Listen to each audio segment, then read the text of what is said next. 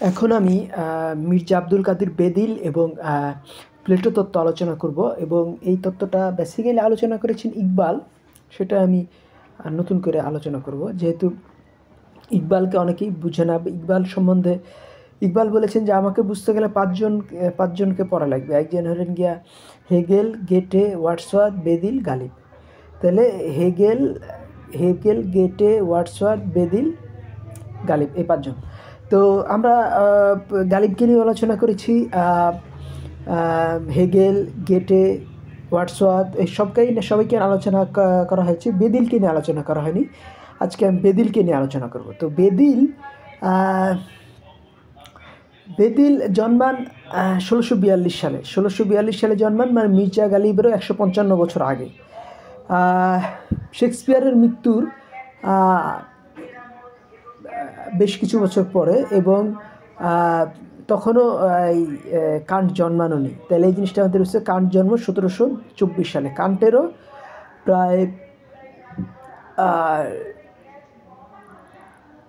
80 বছর আগে, কান্টেরও প্রায় 80 বছর আগে বেদিল জন্মান। এবং এই বেদিল আওরঙ্গজেবের সময় জন্ম বেদিলের। এই জিনিসটা আমাদের বুঝতে হবে যে আওরঙ্গজেবের যে উত্থিত ইসলাম, যে তখন সব জায়গায় জয়লাভ করতেছিল, ইসলামের কানুন প্রতিষ্ঠিত ছিল। এই জিনিসটা আমাদের বুঝতে হবে যে ইসলামের যে উত্থান পিরিয়ডটা হলো গিয়ে, কিন্তু লালনের উত্থান, বেদিলের উত্থান পিরিয়ড এক, আর লালনের যে আবির্ভাব সেটা আরেক সময়। সেটা ইসলামের পতন যুগ, ঈদের উত্থানের যুগ, এই ব্রিটিশ শাসনের উত্থানের যুগ। তাহলে এই জিনিসটা আমাদের বুঝতে হবে যে এই বেদিল হলো গিয়া বেদিল, এবং বেদিলকেই পরবর্তীতে আমরা সাপোর্ট পাই কান্টের মাধ্যমে। কান্ট হলো গিয়ে এমন এক দার্শনিক যিনি জ্ঞান এবং প্রেমের মধ্যে পার্থক্য করে দিয়েছে। এই জিনিসটা বুঝতে হবে, এবং সেটা অনেক মিস্টিক না। Kant very much pragmatic. এই যে আমেরিকার প্র্যাগমেটিজম, এটার উৎপত্তি কিন্তু কান্ট থেকে, এই জিনিসটা বুঝতে হবে। এবং এই প্র্যাগমেটিজমকে যে এই হিউম বা এই তার আগের লোক যারা, হিউমের সমস্যা থেকেই তো কান্টের উৎপত্তি।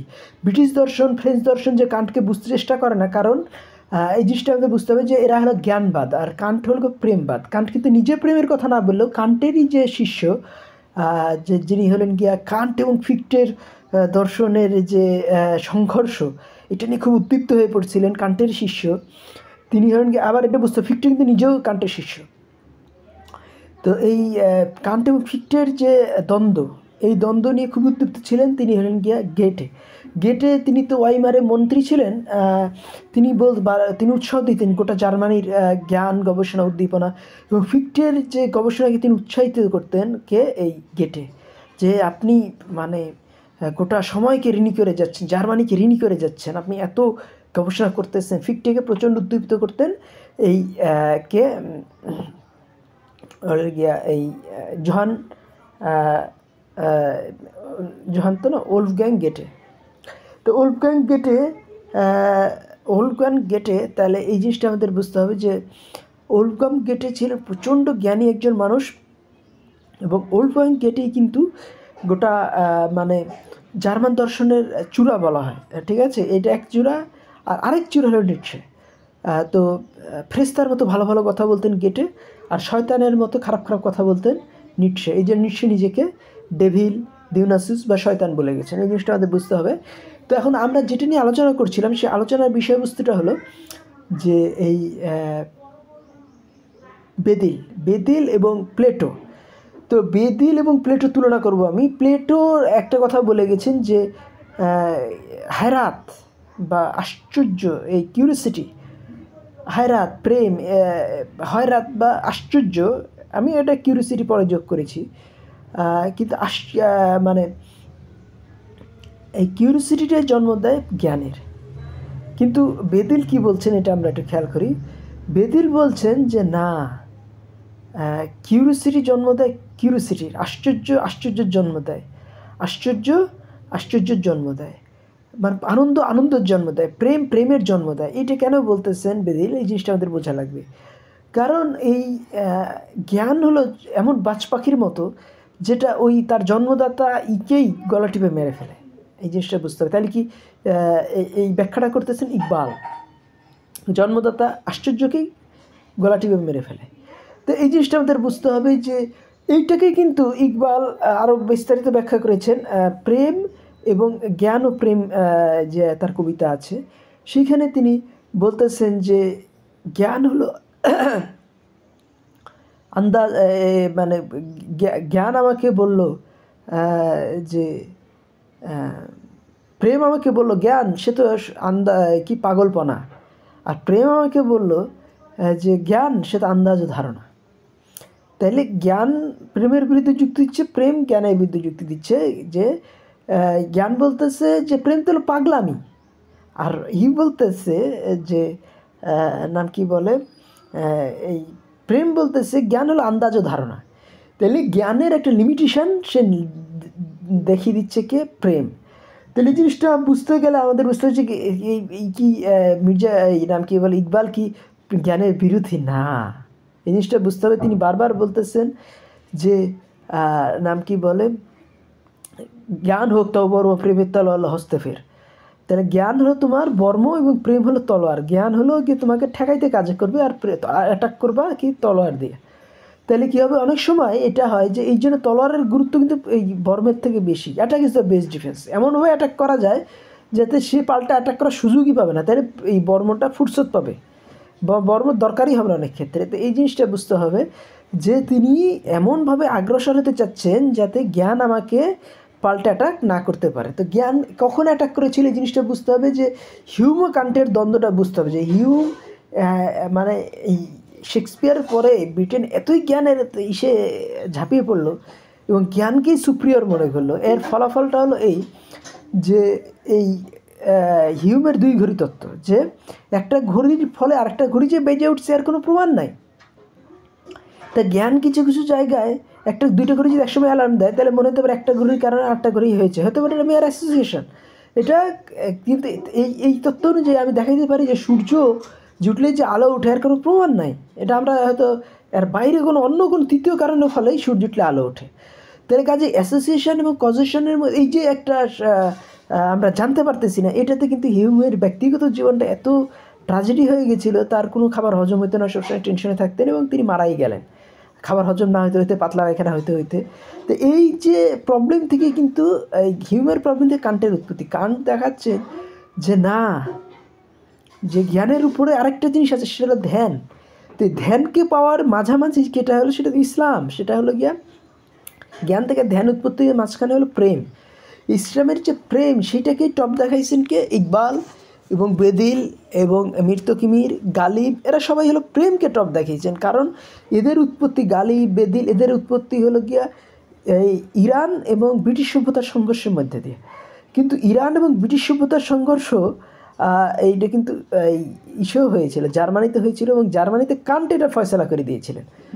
তো যেইটা এদের কাছে অনেক চুপাচাপে ছিল এই বেদিল গালিবের কাছে, কারণ বেদিল গালিব তো কান্ট পড়েন নাই, কিন্তু এবং এই ইস্যুর কাছে এই যে তার পরবর্তীতে আমরা দেখব যে বেদিল গালিব শুধু না, এর পরবর্তী স্যার সৈয়দ, তারপরে আলতাফ হোসেন হালি, ঠিক আছে, শুধু বেদিল গালিব স্যার সৈয়দ হালি মীর তকিমির, ঠিক আছে, এদের কাছে না, শিবলি নুমানি, এরাও কিন্তু কান্ট পড়েন নাই। কিন্তু কান্ট পড়লেন কে, আইসা জার্মান দর্শন ও কান্টের ওস্তাদ হয়ে গেলেন ইকবাল আইসা যে একেবারে এই গোটা ভারতবর্ষ থেকে রবীন্দ্রনাথ এবং বঙ্কিমকে ধুয়ে মুজে সাফ করে দিলেন। গোটা ভারতবর্ষ আমি বলবো না, এটা হলো উত্তর ভারত দক্ষিণ ভারত থেকে। কিন্তু বাংলায় যে এই বাংলায় তিনি রবীন্দ্রনাথকে চ্যালেঞ্জ করেছিলেন, রবীন্দ্রনাথের যে এই গুরু সেইটাকেও চ্যালেঞ্জ করেছিলেন। নাম কি বলে, এই লোকের নাম হলো মহাত্মা গান্ধী। এবং রবীন্দ্রনাথ ইকবাল নিজে কিন্তু সেই ডিবেটে অংশ নিয়েছিলেন নেহেরুর সাথে। হ্যাঁ, দুইজন উত্তর ভারতীয় কলকাতায় এসে তাদের মহড়া নিলেন, কিন্তু সেইখানে সেখানে যোগ দিতে সাহস পাননি এই যে রবীন্দ্রনাথ, প্রমোদ এবং শরৎ। কারণ তারা জানতেন যে তারা মিথ্যা কথা বলতেছেন, কারণ তারা তিনজনই কান্ট পড়েছিলেন। তো কান্ট পড়ার পরেও তারা মিথ্যাকারে ব্রিটিশ এবং ফ্রেঞ্চ দর্শনের গুণগানী, বিশেষ করে এই প্রমোদ এবং রবীন্দ্রনাথ। শরৎ কিন্তু ওভাবে ব্রিটিশের গুণগান গাননি, এই জিনিসটা বুঝতে হবে। শরৎ কিন্তু এই ইসের সাথেই ছিলেন, মহাত্মা গান্ধীর সাথেই ছিলেন এবং তিনি আরও উগ্রভাবে ব্রিটিশের বিরোধিতা করতে বলতেছিলেন। তো এখন আমরা দেখব যে এখানে যে কান্টের তত্ত্বের ওস্তাদ ছিলেন কে, জার্মান দর্শন ওস্তাদ ছিলেন ইকবাল। তো ইকবাল কিন্তু ওই যে ওই জন্যই তিনি বেদিলকে খুঁজে আবার বার করলেন। তিনি দেখাইলেন যে বেদিলের কথাটাই ঠিক, যে যদি আনন্দ বা আশ্চর্য বা কৌতূহল যদি যে জ্ঞানের উৎপত্তি করে, সেই জ্ঞান যদি কৌতূহলকেই দমন করে দেয়, তাহলে কিন্তু সেই জ্ঞানের আমার দরকার নাই। যেরকম আমি একটু উদাহরণ দিই, যে দুইটা এই নাম কি বলে ব্যাঙ পচা দুধের মধ্যে পড়ে গিয়েছিল। তো দুইটা ব্যাঙ খুব চেষ্টা করছে, মানে বিরাট বড় চৌবাচ্চার মধ্যে তাদের নিঃশ্বাস বন্ধ আসছে যে গন্ধের চোটে, বিভিন্ন এই পরিবেশটা এত খারাপ যে সেখানে তারা মারা যাবে এমন অবস্থা দুইটা ব্যাঙ।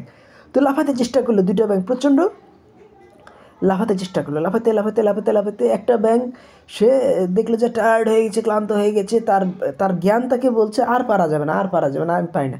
তখন সে কী করলো, হতাশ হয়ে সেখানেই মরে গেল। কিন্তু আরেকটা ব্যাঙ, সে তার মধ্যে একটা আশ্চর্য প্রেম আর প্রেম ছিল, সেই উত্তেজনা কিউরিসিটি, সে ওই জ্ঞানে তার শরীরও ভেঙে আসতেছে, কিন্তু না আমি চেষ্টা করতেই থাকবো।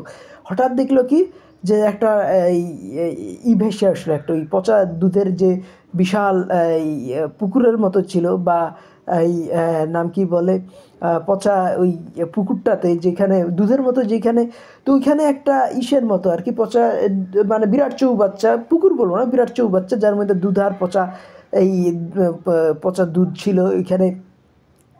এই নাম কি বলে এই পুকুর না, একটা বিরাট চৌবাচ্চা, সেই চৌবাচ্চার মধ্যে দুধ ভরা ছিল, সেই দুধগুলো সব পচে গিয়েছিল। এটা হয়তো দুধের ফ্যাক্টরি, সেই চৌবাচ্চা বিশাল চৌবাচ্চা, পুকুরের মানে মতোই এর ওই অত বড় পুকুর না, ছোট পুকুরের মতো। তো ওই চৌবাচ্চার ভিতরে ওই যে আরেকটা ব্যাঙ ছিল, সে ওই গন্ধে টন্ধে অনেক চেষ্টা করে লাফিয়ে লাফিয়ে চৌবাচ্চার থেকে বাইরে আসার চেষ্টা করলো, কিন্তু সে দেখলো যে তার শরীর ভেঙে আসতেছে, সে জ্ঞান থাকে বলে আর চেষ্টা করা যাবে না, এখন আমি শেষ, তখন সে হাল ছেড়ে দিল, সে ওইখানে মারা গেল। কিন্তু আরেকটা ব্যাঙ, সে তার মধ্যে প্রেম আর প্রেম ভরা ছিল, সে করলো কি, হঠাৎ তার কাছে ভেসে আসলো একটা হলো গিয়া ওই যে নাম কি বলে এই একটা পনিরের টুকরা বা একটা মাখনের টুকরা, সেই মাখনের টুকরার উপরে দাঁড়ায় সে লাফ দিয়ে সে বাড়িয়ে চলে আসলো। তাহলে এইখানে কিন্তু জ্ঞান যেখানে ফেল করলো, প্রেম কিন্তু সেখানে জয়লাভ করলো। তার মধ্যে প্রেম ছিল, সে ওটাকে লাফ দিয়ে ওখান থেকে বেরিয়ে আসলো। তাহলে এই জিনিসটা আমাদের খেয়াল রাখতে হবে, যে জ্ঞান যেখানে ব্যর্থ হয়ে যায় সেখানে প্রেম সফল হওয়ার সম্ভাবনা থাকে, এবং জ্ঞান যেখানে প্রেমের বিরোধী, যে সে প্রেম বলতেছে না আমি তো মারাই যাবো, আমি আরেকটু চেষ্টা করি না, কিন্তু জ্ঞান বলছে আমি আর পারি না। তো এখানে প্রেমের না শুই না, প্রথম ব্যাংকটা সে কী করলো, জ্ঞানের শুনলো এবং সে মারা গেল। এবং যে দ্বিতীয় যে কিন্তু সে কী করলো, যে সে প্রেমকে ওই করে উপরে চলে আসে। তো এখানে কান্টের যে তত্ত্বটা, কান্ট বরাবরই ইকে বলেছেন যে নাম কি বলে সূর্য, এই ধ্যানকে, আর ইকে বলেছেন এই জ্ঞানকে বলেছেন বাতি। তো ওইরকম ইকবাল কিন্তু ওই কথাটাই বলতেছেন, আচ্ছা হে আকল কি পাস কি ইশকে পাস আকল হ্যাঁ পাশবা কি তারা মাগার কাভি কাভি সে তান্হা ভি ছোড় দে। মানে ভালো এটাই যে প্রেমের কাছে জ্ঞানও আছে প্রেমকে রক্ষাকারী হিসাবে, কিন্তু কখনো কখনো ওই প্রেমকে তুমি একলাও ছেড়ে দাও। মানে কি, যে যদি জ্ঞানটা তার প্রেমকে রক্ষাকারী সেটা ভালো, কিন্তু অনেক সময় জ্ঞান প্রেমকে হত্যা করতে চেষ্টা করে, তখন তুমি ওই জ্ঞানের শুনবে না, প্রেমকেই শুনবা। মানে জ্ঞান হলো গিয়া সূর্য, আর জ্ঞান হলো কি বাতি, আর প্রেম হলো কি সূর্য। কিন্তু এই বাতি যদি সূর্যের বিরুদ্ধে দাঁড়িয়ে যায়, তখন বাতিকে ফেলে দাও। কিন্তু বাতি যদি সূর্যের পক্ষে থাকে ভালো। তাহলে এই যে তত্ত্বটা ইকবাল বা গালিবকে নিয়ে আসলেন এবং প্লেটোর বিরুদ্ধে দাঁড় করালেন, যে প্লেটো বলতেছে কি, যে এই হায়রাত ঈশের জন্ম দেয়, নাম কি বলে আশ্চর্য হওয়াটা বা আনন্দ কার জন্ম দেয়, আনন্দ কার জন্ম দেয়, এই হলো গিয়া ঈশের জন্ম দেয়। এই আশ্চর্য আনন্দ এগুলো কার জন্ম দেয় হলো গিয়া এই বিজ্ঞানের। কিন্তু বিজ্ঞান যদি বা জ্ঞান যদি আশ্চর্যের বিরুদ্ধে দাঁড়ায়, তখন তুমি সেই জ্ঞানকে ফেলে দাও। এটাই ইকবালের কথা, এবং এটা মির্জা বেদিলকে তিনি তুলে আনছেন। বেদিল কথা 1642 সালে। সে তারপরে কিন্তু বেদিলকে আমরা বুঝতে পারিনি, এবং বেদিলকে বোঝা ওইভাবে সম্ভবও ছিল না, কারণ বেদিল তো কান্টের মতো আই ওপেনিং না। কান্ট তো এই হিউমের পরে হিউমের জীবনের ব্যর্থতায় কিন্তু কান্টের চোখ খুলে দিয়েছিল, এবং কান্টের চোখ গোটা জার্মানদের চোখ খুলে দিয়েছে। এর ফলে জার্মানরা কিন্তু পূর্বের যে ধ্যান এবং পশ্চিমের যে জ্ঞান, এই দুটো সমন্বয় ঘটাইছে। এই জন্য জার্মানরা কিন্তু ইংল্যান্ড দখল করে নিতে চেয়েছে। দুটো বিশ্বযুদ্ধ বুঝতে গেলে আমাদের হেগেল বুঝতে হবে, কান্ট বুঝতে হবে, গেটে বুঝতে হবে, যেটা বাংলাদেশিরা বিশেষ করে ইদানিংকালে ভারতেও অনেকে এই কান্ট বুঝতেছে না, কিন্তু পাকিস্তানেও দু একজন কান্ট বুঝতেছে না, কিন্তু কান্টকে বুঝতে হবে, ঠিক আছে। এবং এই এই এই যে ভারতের যে সেই চূড়ান্ত এইগুলা, এই মুভিগুলা, এই নাম কি, মুন্না ভাই MBBS, লাগেরাও মুন্না ভাই, এবং আরেকটা কি 3 ইডিয়টস, এখানে কিন্তু ওই প্রেমটাকেই, এই যে র্যাঞ্চোর প্রেমটাকেই, রাঞ্চোর যে মঙ্গল আকাঙ্ক্ষা, হ্যাঁ, অল ইজ ওয়েল, ওখানে কিন্তু জ্ঞানের কথা বলছে না, সেখানে প্রেমের কথাই বলা হচ্ছে, যে সে কিন্তু মানে তার বন্ধুদের ভালো করছে সবসময়। আর চতুর রামালিঙ্গম কী করছে খেয়াল করেন, চতুর রামালিঙ্গম কিন্তু সে এই জ্ঞান দ্বারা অন্যের ক্ষতি করে বেড়াচ্ছে। আর এর মধ্যে এই র্যাঞ্চের মধ্যে কী আছে, প্রেম আছে। ঠিক এই জিনিসটাই কিন্তু ইসের মধ্যেও আছে, নাম কি, এই নাম কি বলে, এই যে মুন্না ভাই MBBS, সে কিন্তু ওই যে তার যে ওস্তাদ, নাম কি বলে, এই এই ইসের ওস্তাদ, যে নাম কি বলে, ইসের ওস্তাদ যে ছিল, সে হলো গিয়া এই সঞ্জয় দত্তের ওস্তাদ। সে কিন্তু জ্ঞান দ্বারা সে সবাইকে মুখ দেখায় বেড়াচ্ছে, এটা হবে না, রোগী সুস্থ হবে না, কিন্তু ওই প্রেম দ্বারা কিন্তু সে ওই আনন্দ ব্যানার্জি, তাকে কিন্তু সে একটা তার মধ্যে সে কিন্তু বারবার হার্টের কথা বলে, সে বারবার বলে যে এই যে আমি তাকে বলি সেটা কোথায় যায়, তো বলছে যে কানে পৌঁছে না তার কথা। এই লোকটা 12 বছর, আনন্দ ব্যানার্জি 12 বছর ধরে কোমাতে আছে, বলছে না, কানে না গেলে সরাসরি হৃদয়ে যায়। তার মানে কি, তার মধ্যে প্রেম আছে, সে বারবার চেষ্টা করতে থাকে ওই লোকটাকে সুস্থ করার, নাম কি বলে, এই আনন্দ ব্যানার্জিকে। কিন্তু আনন্দ ব্যানার্জি সুস্থ হয়ে যায়, তার শিক্ষকরা হাল ছেড়ে দিয়েছিল। আনন্দ ব্যানার্জি বলছে এই সুস্থ হবে না, সে তাকে একটা এক্সপেরিমেন্টাল টার্ম হিসাবে তাকে নিয়ে দেখায় আর কি, ডেমনস্ট্রেশন দেখায় এই সঞ্জয় দত্তের যে গুরু, মানে ওখানকার যে শিক্ষক। কিন্তু সে বলে যে না, সে এক্সপেরিমেন্টাল টার্ম না, তাকে ভালোবাসা দাও, মহব্বত দাও, ভালোবাসা দাও, সুস্থ হবে। সে কিন্তু সুস্থ হয়ে যায় আনন্দ ব্যানার্জি। এই জিনিসটা আমাদের বুঝতে হবে যে জ্ঞান যেখানে ব্যর্থ হয়, প্রেম সেখানে সফল হয়, আর প্রেম কখনো ব্যর্থ হয় না। এই জিনিসটা বুঝতে, প্রেম কখনো ব্যর্থ হয় না। এটাই ইকবাল আবার আরেকটা লাইনে বলেছেন এভাবে, যে তেরে ইশকি কে ইমতাহা চাহতা হুঁ, মেরে সাথ কি দেখ মে ক্যা চাহতা হুঁ, তোমার প্রেমের সীমারেখা দেখতে চাই। হ্যাঁ, তখন তিনি বলতেছেন যে, তখন অনেকে প্রশ্ন করছে ইকবালকে, প্রেমের সীমারেখা কোথায়? বুঝে তার পরের লাইনটা তো খেয়াল করতে হবে। ইকবাল বলতেছেন যে মেরি সাথ কি দেখ মে ক্যা চাহতি হুঁ, এটা ইকবালের দুটো লাইন, যে আমার সরলতা দেখো, যে আমি কি চাই। তার মানে কি, প্রেমের কোনো সীমারেখা হয় না। তেরি ইশকি কি ইমতেহা চাহতি হুঁ, তোমার প্রেমের সীমারেখা জানতে চাই, মেরি সাথ কি দেখ ক্যা চাহতি হুঁ, আমার সরলতার কথা আমি কী জানতে চাই। তার মানে কি, প্রেমের কোনো সীমারেখাই হয় না। এই জিনিসটা বুঝতে হবে যে প্রেম কখনো ব্যর্থ হয় না, আর প্রেম জ্ঞানের জন্ম দেবে। কিন্তু জ্ঞান যদি প্রেমকে ক্ষতি করতে চায়, সেই জ্ঞানের দরকার নাই। কিন্তু জ্ঞান যদি প্রেমের সহযোদ্ধা হয়, তাহলে সেই জ্ঞানকে আমি সবসময় করব, সম্মান করব, সেই জ্ঞানকে রক্ষা করব, সেই জ্ঞানের করব, চেষ্টা করব। এর ফলে কি, ইসলাম যে প্রেমের জন্ম দিয়েছে, সেই প্রেম কিন্তু জ্ঞানেরও জন্ম দিয়েছে। আল্লাহ নবীর প্রথম কথা কি, আল্লাহ নবী তো না, আল্লাহর প্রথম কথা হলো গিয়া ইসের কোরআনের যে ইকরা, পড়ো। কাজে মুসলমানরা পড়াশোনা করবো এবং প্রেমের থেকে জ্ঞান বড়, এই কথাটা আমি মেনে নেব। আমার কথাগুলি ভালো লাগলে আমার চ্যানেল সাবস্ক্রাইব করুন, লাইক বাটন ক্লিক করুন। ধন্যবাদ।